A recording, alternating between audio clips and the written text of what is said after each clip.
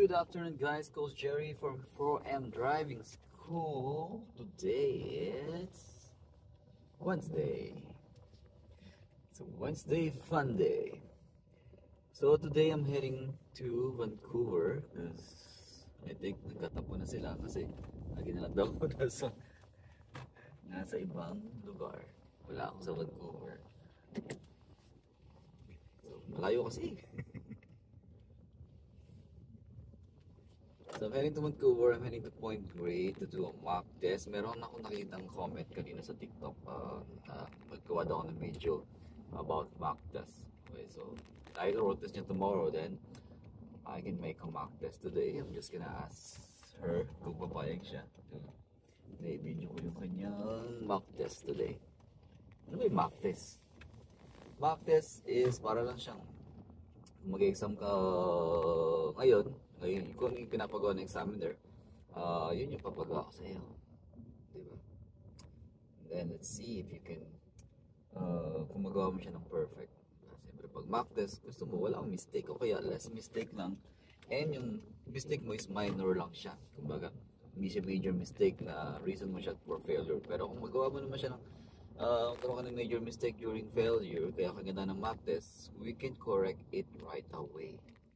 Na-catch agad natin yung mga mali mo, yung maling habit mo, na uy, hindi ka nag-shoulder check, uy, yung kamay mo mali yung hawak. So na-catch ko siya agad. I'm gonna be more observant kapag mock test. Every galaw mo is nakatutok yung mga mata ko. Every time na binitawan mo yung manubela mo, every time na nag-speed ka, kahit isa lang, kahit one lang, okay, hindi natin siya i-consider. So part siya ng exam na as much as possible kang lumagpas ng 50 o kung lumagpas sa speed limit. So at the same time, meron kayong idea kung saan dadaan yung mga saan dadaan yung route mo during exam, but no promises na yun yung madadaanan mo kapag nag-exam ka, ha?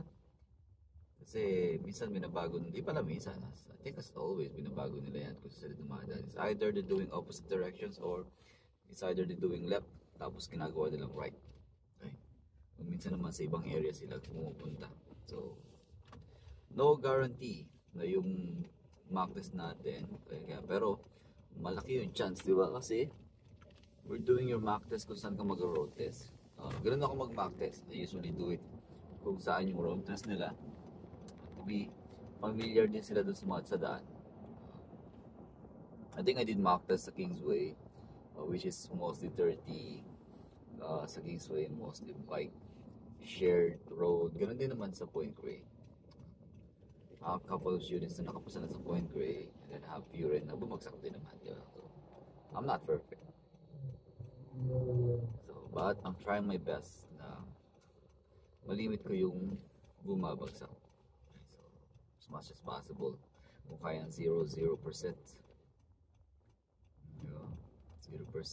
or 100% pass, which is mahirap siya pero possible.